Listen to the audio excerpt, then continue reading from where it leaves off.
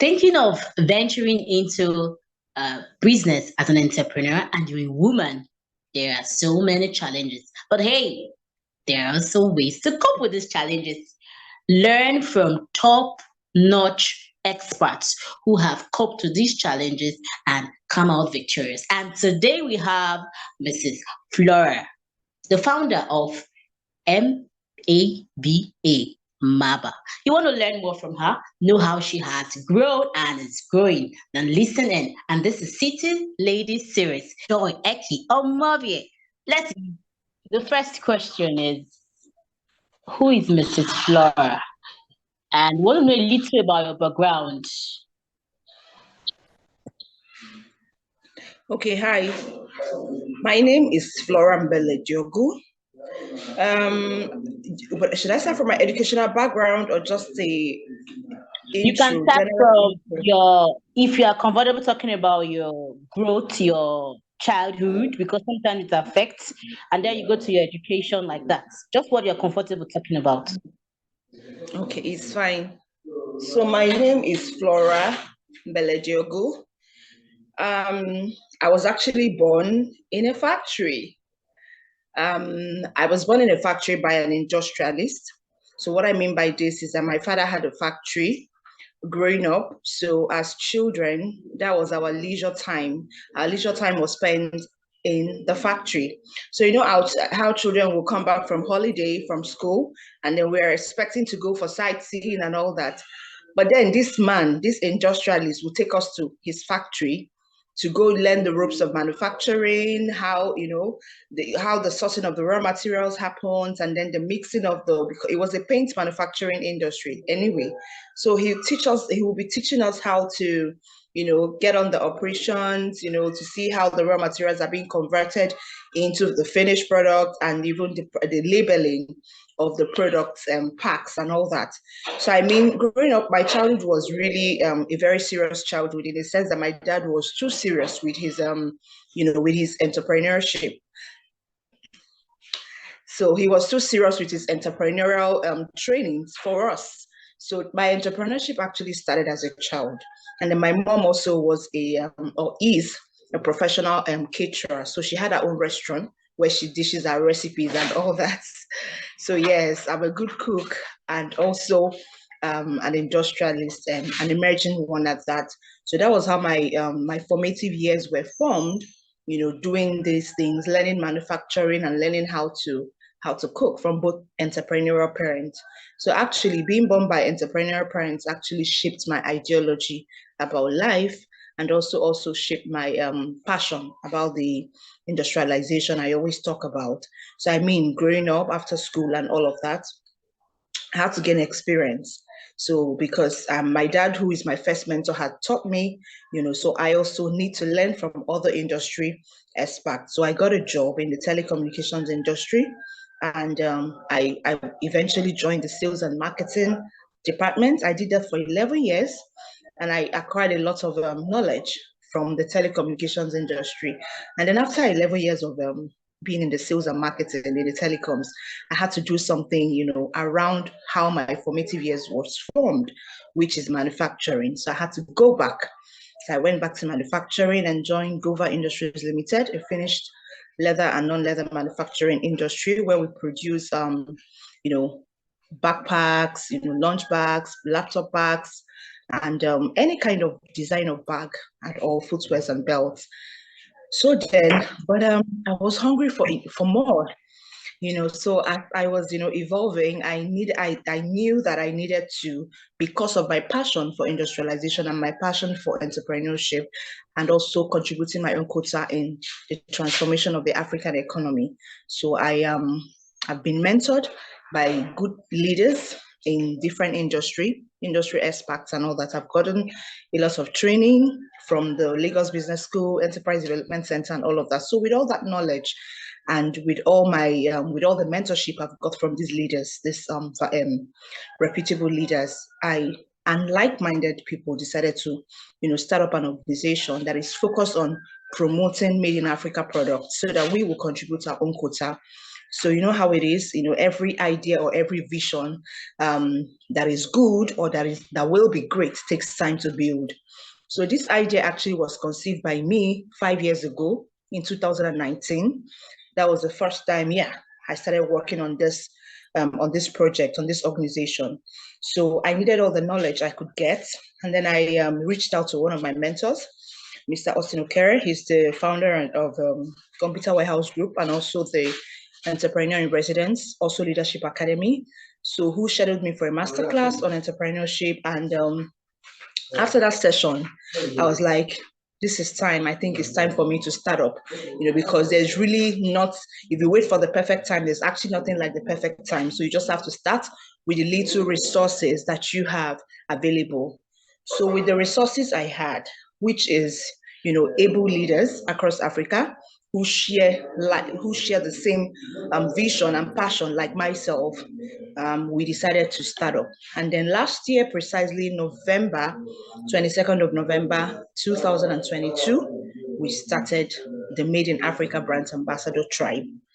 And from the November, we started, to churn out different initiatives and all that. And then May, 6 months later, we had our first physical event, which is the Made in Africa Brand Ambassador Business Environment Dialogue. So this business environment dialogue, the initiative was to bring, we've seen that for the private sector to actually thrive, we need the public sector. We need to form a strong alliance between the public sector and the private sector, in order to move the growth of SMEs in the local manufacturing sector forward. And then I contacted some of the public sector like NAFDAC, Bank of Industry, SMEDAN, and NEPC, NIPC, and a good number of them. And they were so excited at what we're doing at MABA, and they pledged to support and to partner with us. And that was how we held the event on the 18th of May, 2023, this year. That's last month. And the event turned out to be a very huge success. And now, like I said, I'm always hungry for more. When you've achieved one, you move on to the next one. So it's not like my sales training actually taught me that, you don't just, when you achieve a milestone, you don't stop at it. That achievement of that milestone is like giving you a headway to hit more milestones. So as we achieved that in May, we also decided to do something else, which will now only not focus on Nigeria, but the African entrepreneurship space.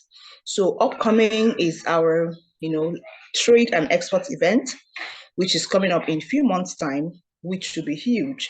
When I mean huge is, when I mean huge, I mean we're partnering with a lot of African organizations, and we will be having our participants from across 22 African countries coming into Nigeria for this expo and trade event. So the idea is to sit and dialogue with stakeholders, export-oriented industries and export-focused industries to be able to converge in a certain location and talk about ways that we need to build Africa, shared prosperity across all industries in Africa. So that's where we are currently at right now. I like the story because I think I'm becoming a part of the ending part of the story. I like what you're doing there.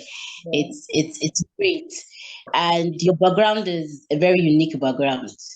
You're a business lady from birth. Although somebody was telling me there's a way we mistake business and work. Maybe we'll get to that later. Okay, now you are an accomplished city lady, but for everything, like you said, there's no perfect time.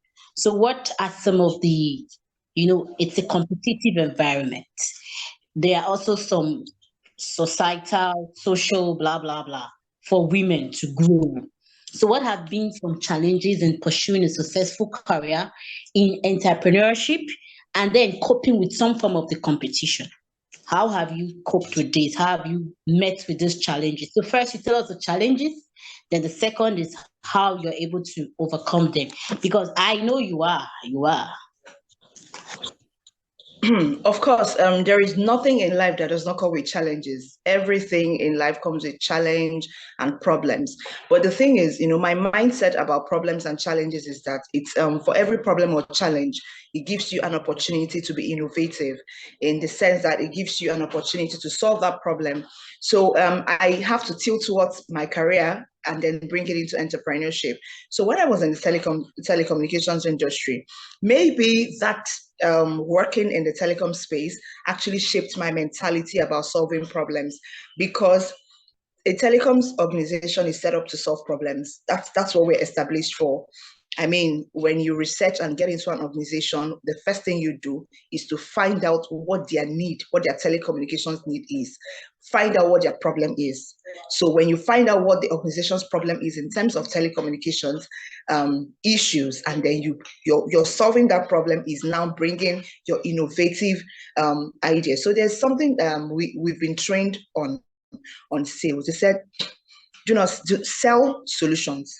So we always sell. We always have that mindset that we are out to sell solutions. So even if we meet competition in that regard, there's something called value proposition.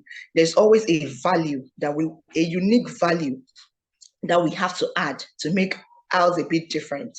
Because you must also understand that for everything you do, competition is something that you have to see every day. So you don't just start up and feel like you're the only person that will have that same idea, or that you're the only person that can do it a certain way. Of course, the only difference is that you as an individual, you as an organization, have to have something different that makes that is called USP, your unique selling point, or your unique selling solution that will make you different. For instance, there are several people that sell footwears, but you can concentrate on a particular niche to say that, okay, our footwears come with a certain raw material that will help people who have leg problems to be able, or who do not like to wear shoes for long period of time, to be able to wear this certain kind of shoe. So you see that there's something different. You're adding a spice to that shoe, because everybody sells shoe, but there's a particular thing your shoe offers to a certain, market that needs that, and need to address their need. So that's the way my mindset has been formed right from time. So bringing it to entrepreneurship now is the challenges we have. First of all, in the African made products category sector, is that a lot of us are so conversant and so used to foreign products. They have this mindset that, African made products or Nigerian made products or locally made products are actually substandard and not good enough for them to use. So that's number one challenge that you have to face in entrepreneurship in our space, which is the Made in Africa space. So I already know that. How do we work on it? It's a mindset overhaul that we need. And how do you change people's perception? How do you change people's mindset about a certain thing that they are used to or that they already know? Is by orientation. Number one, you have to start going out to do a massive orientation, advocacy, and enlightenment. You have to advocate, you have to enlighten these people to know that, no, this does not mean, and you also have to ensure that that product you're selling is also of good quality. That when they bring it and bring the foreign made ones and compare and contrast, they'll see that, oh, it's actually the same content. It's only just packaging that is a different thing. So what do you need to now do? All you need to do is to up your game in terms of packaging to ensure that your packaging actually competes favorably with international markets. So competition is good. It's something that drives you to do more. So challenges and problems, that the mindset thing, one, and then second is acceptability, which is also linked to the mindset for people to accept your product. Your product is new in the market, is made locally. How do you then help people to accept your product? Is still by educating them and letting them know what your products can do that others cannot do. So that brings me also to the USP, the unique selling point. You need to have a product unique selling point, what your product can do that others currently cannot do, or that others can do, but yours is being done in a unique way or certain way. And that's basically the two major challenges that we face in the Made in Africa space. The quality, the quality which we as an organization will be training our members also on how to up their games in terms of quality, in terms of packaging, and in terms of the advocacy and accessibility of their products. So that's it. Yes, that's true. And that's what you said. And I've really seen it. Packaging, it's really a challenge. And I've seen lots of products in the MABA tribe. At least I am a member of the MABA tribe, and the packaging is really top notch. I think there was one oil I saw that was like, it was so chic. I didn't even believe it was red oil. The way they packaged it. And I was like, wow. Even I think I saw sack fruits. Sack fruit has a very wonderful packaging. So this is something that you could bring to the international market, and people like, wow, I'm going to get this. So you're doing a great job. Now, my next question comes to something you talked about, that when you reach a milestone, you feel the next step is, I want to reach the next milestone. Now, can you discuss some key milestones or turning points in your journey that has helped you shape your success? That is one. And there's a question going with it, but let's hear about this. Some turning points and some key milestones you've reached. Then let me just add the second one. Now, what are the strategies you employ to continue progressing? Because sometimes you just relax. Oh, yes, I'm there. What are the strategies you use? Okay, this question is actually linked to part of what I've said earlier, that as a person, everything about a business has to start with you as a person. What kind of person are you? What kind of things do you do to improve yourself and improve your brand? Like I said earlier, my trainings and past experiences in the telecommunications industry, and also my dad's mentorship, has helped me a lot. And it helps me to put me on a certain trajectory, to know that failure in entrepreneurship is just a stepping stone. It's something that you must prepare your mind for. You must prepare your mind that, I'm definitely not in, they used to call it then, back then in sales, they used to tell us that when you've met your target, that's not the end. You need to set a personal target. Like normally the company gives us a target. They can say, okay, Flora, your target is to bring in 100 million worth of solutions, telecommunication solutions in a month. So what I do personally on my own is that I will set a target of 150 million for myself. The company has given me 100 million as a target, but me as a person who wants to deliver, who wants to thrive in my sector, who wants to make a mark, who wants to hit a milestone, will give myself a personal target of 150 million. And that is what I'll be working on. I won't even look at the company's 100 million. I will be targeting my 150 million. And at the end of the day, if I end up succeeding in hitting 120 out of that 150 that I've set for myself, I know that I've done one thing. I have surpassed my company's target, and then I have, at least tried to hit my own personal target. So that was actually my one of the strategies I used to use then. I always set a personal target for myself, no matter the recognition that comes from the office, no matter the hailings, no matter the clapping. Oh, Flora, well done, you have done a lot. When I come back to myself, because I have this thing of I speak to myself a lot, and I do that very often, and I know a couple of people also do that. So I come back to myself. I have a meeting with myself to say, Flora, forget all these hailings. You still haven't pushed hard enough, because I still haven't met my personal targets.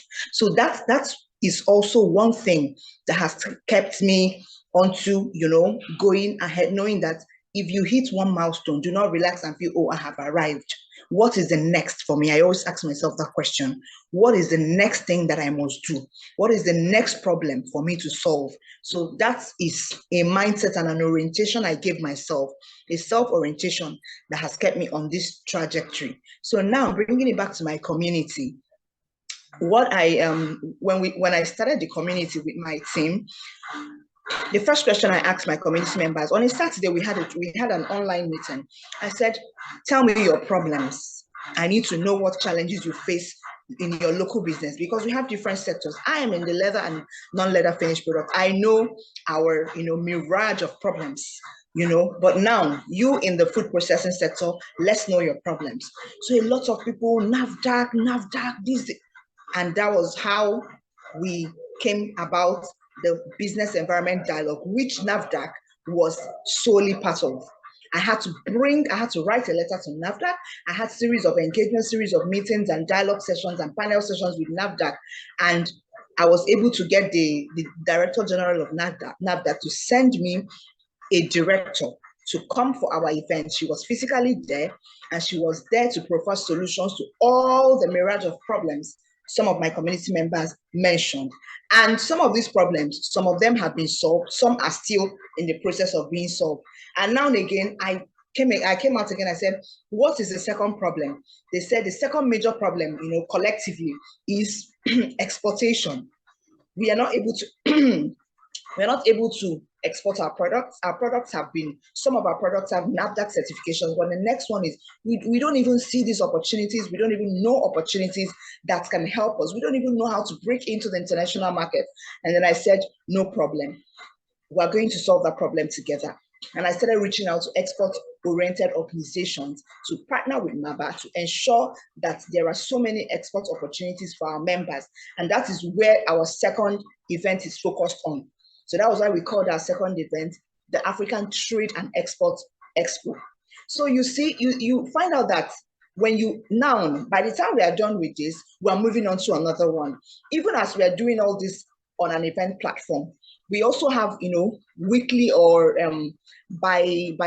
not bi-weekly, like monthly trainings that we also, you know, give out to people. Like some couple of weeks ago, we had another training where I asked the question, what challenge do you face in running this business, like as a person? And someone mentioned, oh, they don't know how to sell, they don't know how to, you know. I said, no problem. I'm going to bring a sales expert who has over 15 years of experience and has sold in so many multinationals to come and train us. And we had that training. And after that training, a lot of people are following the steps that he provided for us, and it's been working for them. And next week again, we'll be having another training on business growth strategy. So you see that all these things put together are problem solving. They are solving problems, and when you hit a milestone, that is not enough reason for you to relax and say, oh, I'm on top of the world now. No. So it's a personal thing. It's something that individuals, we as human beings, should always build ourselves to know that. Because, I mean, how did the likes of Tony Lumelu's, Jim Ovia, Dangote, and all of that, they kept solving problems. And in solving problems, their businesses keeps evolving. Dangote has solved the sugar problem. Sugar is accessible now. He has solved the cement problem. Cement is accessible now in the market. And now he has looked at another major problem and seen that oil is one, and he decided to put up a refinery. So that's another problem. So in solving problems as an entrepreneurship, you also you know, get yourself opportunities for business growth and all that. So that's my mindset, and that's what works for me. Thank you. This is a beautiful mindset. And I can feel that this is you. That is you talking. That's how you feel. And it's working. You see one problem, you have the mindset to solve the next. Now, let's come to this aspect. I guess you are married. You are also a mom, I guess. And then you were also single. We have city ladies in Africa, in Nigeria, even outside in diaspora, who are not married, who are married. Now, how do they balance all this together, especially growing in their career? So for those who are not married, yes, it would be easier. How do they project their goals? Because you were at that stage. And for those who are married, how do they balance it up? Because some people will tell you, I'm trying to fight for my career, something must suffer, and sometimes suffer. So how do you balance it up? I want you to speak from the eye of somebody who wasn't married, and now for somebody who's married with lots of responsibilities. Okay, thank you very much. As a single lady, I think everything about life, whether you're single, whether you're married, is about personal development. You must have that at the back of your mind, that as a human being, I must evolve. I must develop myself at every point in time. I keep referring to my background and my orientation because I think that helped me a lot. I like I mentioned earlier, I had a very serious childhood. Let me tell you a short story. My father, he used to insist back then, every day, newspaper vendors used to deliver newspaper at our home, like every day. So when he's at work, he will call the landline, the Nitel landline, the olden days Nitel, the wired Nitel. He will call the landline and he will ask us, which vendors delivered today? Vanguard, Guardian, Tel. So me, my siblings and I, we all had our favorite vendor. So my favorite then was Vanguard. So in the house, they already know that I am the Vanguard lady. So once my dad comes back from the factory, he will gather all of us in the sitting room. We'll sit down and you will give him the news that made the headline in Vanguard. Or yeah, once you just called Vanguard lady, you grab your seats and you will tell him. So then we even had news jotter. I had to make a jotter. So where I'm telling you, I had to make a jotter where I'll put down the news that made the headlines and all that. And there was a ritual in my house then. You see this NTN news, 9 o'clock. Once you hear ta-na-na, na-na-na-na, ta-na-na-na, na-na-na-na-na, wherever you are in the house, you will run to the sitting room because my father is there. He will be sitting there waiting for all of us. We'll gather there. We'll watch NTN 9 o'clock news. If he travels, sometimes when he comes to Lagos for maybe business meeting or something, he will call the landline every 9 o'clock because he knows that's our ritual, that's the normal thing, to be sure that we are adhering to his principles. When he calls, we'll be like, oh, he will not tell us, okay, after the news, you call around 9:30 or 10 o'clock. What are the news that made the headlines? What were the breaking news? This one, that one. To the extent that in that your newspaper, you would also give him stock reports. I knew what stock was as a child. My father, when we come from holiday, he will take us to the box, to the post office. We'll go and pick up letters and we'll be sorting it out with him. Vitafoam will bring all the dividends from his stock report, from his stock, stock savings. We'll now be sorting out, oh, this is Vitafoam. Vitafoam traded today. Oh, this is the stock report for today. These are the top gainers. These are the top losers. This one is for Vitafoam. This one is for Guinness. This one is for Nigerian breweries. It was so boring. In fact, we hated this as children. It was so boring. But that was, something, I don't know what to call it, a ritual or a culture that we had then that shaped our adulthood. So I had a very serious childhood. So growing up now as a single person, when I was going into the career, my childhood formative years of being so serious already set me apart. So as a single person, I was in fact, to the extent that then when I was dating, they used to say, please, are you sure you're going to get married like this? Because you will marry that your work. The way you're too serious with this work, you end up marrying that your office. You end up marrying that your work. That's to tell you how serious and dedicated I was in the office. And if you call any of my bosses or any of my colleagues that had worked with me and just mention my name, and they'll tell you that Flora does not joke with her job. Anything that has to do with work, I take it seriously. Like I told you earlier, I always have a personal target. So that also helped me as a single person. So coming into marriage and getting so as a single person, you must set your goals. You must understand that you have a clear goal, there is a target, and you must achieve where you're headed. Remove all distractions. And probably because the serious childhood helped me to also have a serious adulthood. My friends then, they'll be telling me, and Whiskey did this. I'm like, I don't understand. So many times they'll be calling names of musicians. I say, I don't even know these people. I don't know their names. I'm like, Flora, what is wrong with you? I don't you know you're a young girl? You're just a young girl, but you have an old heart in you. I'm like, it's not my fault, it's my father.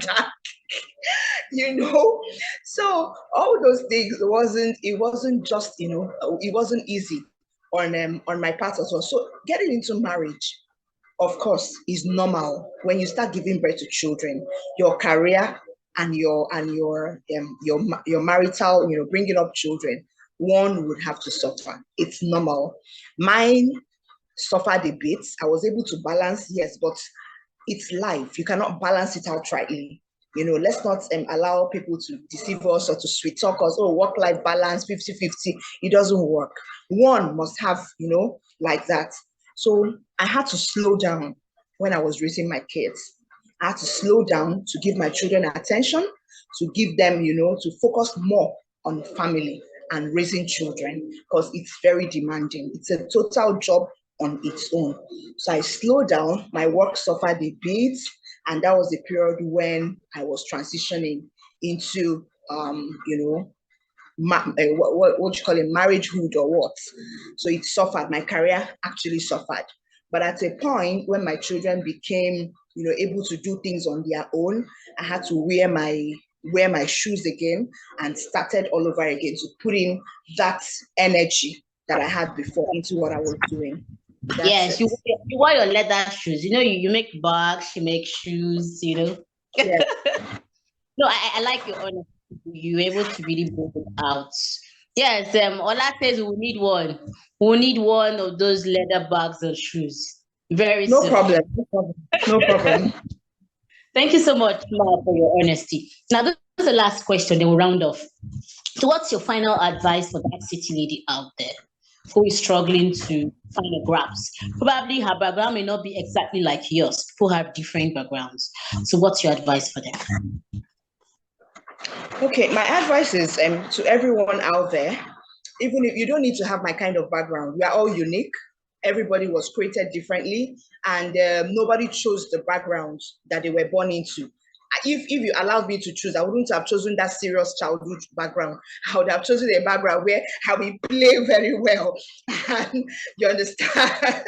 How we play very, very, very well with children, how we carry sand and do all of that, So the thing is, you don't choose your family, you don't choose your parents. Those things are things that, God just chooses for you.